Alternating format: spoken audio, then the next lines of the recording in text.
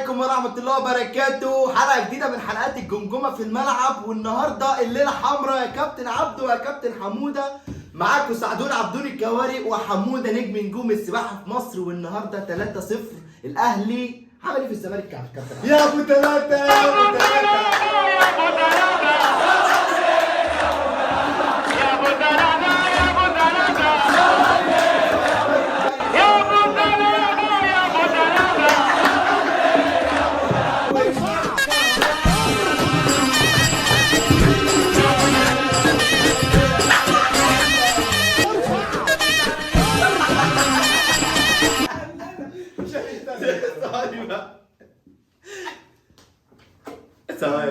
ثواني كلامي انتهى. كلام انت نقفل. طب السلام عليكم ورحمة الله وبركاته. ما تنسوش سبسكرايب ولايك وشير. لازم الحلقة دي يا جماعة معلش بقى. كابتن حمودة ايه؟ لا ايه بص سيبك من احنا الشوط الاول علشان انا الشوط الاول نمت. انا خلاص الشوط الاول نمت. كلمني انت بقى عن الشوط الثاني وحلاوه الشوط الثاني وروعه الشوط الثاني وروعه كهربا حمدي فتحي. ايه الشوط الثاني شوط مدربين بحت. كولر عمل شوط تاني للتاريخ بصراحة. هو راهن من شغال بنفس الفكرة من اول الدوري، جت اتحققت الماتش ده. هو ماشي بسيستم من اول الدوري، كان عايز الفكرة بتاعته تتحقق واتحققت الماتش ايه ده. هي الفكره بقى كابتن حمودة؟ شفت انت لاعب بحمدي لاعب بحمدي فتحي مهاجم تاني. هو طول الشوط الاول سيبك بقى من الشوط التاني. الشوط الاول كان بيعمل ايه؟ هاني والشحات على طول بيرموا العرضيه قدام لحمدي فتحي. هو الشوط الاول ما كانتش جايه، الشوط الثاني هي ابتدى يشتغل عليها ظبطت الشوط الثاني. ضربت في كوره واثنين اللي جم من لا بس الأول. خلي بالك انت بتتكلم على واحد حمدي فتحي ده المظاهر عظيم المظاهر. الراجل. بص يا كابتن احمد، انا يعني انت هتسالني، انا مفيش كلام اقوله بعد الكابتن حمود. حمدي قال كلام عظيم انا بصراحة. كولر حاجه يعني فوق الخيال. ما شاء الله، راجل اداري ناجح، زعيم، عم جد، فنيا كل حاجه. عم حموده الراجل ده خلص كل الكلام بقى. احنا مش هنفضل نجادل. هو حضر ماتش اكثر من رائع. وكهربا بالتوفيق دايما بس صراحه. ووعد محمد شريف، قال له هتجيب جول. محمد شريف كسف وجاب جولين يعني الحمد لله للتاريخ. لا طب كابتن حمودة فنيات، ايه اللي حصل الشوط الثاني فرق عن الشوط الاولاني من ناحيه النادي الاهلي؟ وايه سبب هبوط حاد لنادي الزمالك عمل ازاي كده اهو؟ ما هو هقول لك انا اقول لك على حاجه. تمام. الشوط الثاني اللي خلى الاهلي يفوق كده فايلر. اللهم صل على النبي. رحت في حته فريرا تغييراته الشوط الثاني. فريرا اقسم بربي يا كابتن حموده هو اللي خسر الزمالك. ما انا اقول لك فريرا لازم يمشي يا جماعه. البروف عطلان. جدي يبقى عندي بروف تاني. جراندي فازر لازم يمشي. البروف قاتل. ليه انت الشوط الاول كنت متمسك دفاعيا، وكن هو كنادي الزمالك يعني كان بيلعب واللعيبه كانت متماسكه دفاعيا. وكان هو بالتغييرات اللي عملها الشوط الثاني بوظ الدنيا. هو المفروض الشوط الثاني نزل طلع المسلوس، انا مش عارف المسلوس طلع ليه بصراحه، ونزل عمر جابر والزناري عايز يقلبها 5-3-2. عمر جابر بمناسبه عمر جابر من ساعه ما جه الزمالك وانا والله مش مالوش ما اعرف هو دوره ايه في الملعب. تطلع ليه؟ دفاعي ولا هجومي مش موجود. تطلع نص ملعب وتنزل قلب دفاع ليه؟ يعني تطلع عمرو السيسي وتنزل. هو كان عايز يقلبها 5-3-2 بس ليه؟ ما انت بادي كويس، ماشي كويس في الماتش. يعني هي فضلت 4-3-3. بس ده ما يمنعش اللي انت عندك صفقه خالد عبد الفتاح. الله اكبر انا عليك. بصراحه شايف احمد فتحي رقم 2. الله اكبر عليك يا ابني. جوكر. انا شايفه جوكر عالمي بصراحه. الواد نزل ما حسسناش يا حموده اللي هو صفقه جديده. عادي بيلعب في الاهلي بقاله كتير. الراجل نزل بصراحه 1000 و10 على 10. لا الكلام هنا خلص يا عم الشيخ. انا بكلمك خلاص انت كده مش هتتكلم. المبدأ بص، اصل انا الكلام اللي جاي هيبقى فيه ضمامير، هتحط تيت فانا فرحان بجد. احنا قدمنا اداء كويس والحمد لله يعني. بس زيزو مفاتيح هجوم الزمالك. ما هو بقى ماتت ليه النهارده؟ اقول لك انا ماتت ليه. كولر يا باشا دلوقتي ما هو زي ما كولر الله اكبر. ما انا بقول لك يا عم الشيخ، هو كل حاجه في الملعب هو الراجل ده قفل فتح، عمل مرتده، جاب الثلاثه، وكل ده بحمد فتحي. يعني ما فيش كوره جت غير لما الزعيم ده جاي له. هو فريرا كان عايز يلعب على جبهه زيزو، جبهه علي معلول بتبقى ظهره بيبقى فاضي، فكولر عامل له ايه؟ راح رامي له معاه مين؟ ديانج. اطلع، عايز تطلع اطلع براحتك. في ديانج يحمي ظهرك. باشا ديانج ديانج يحمي ظهره ايه كده؟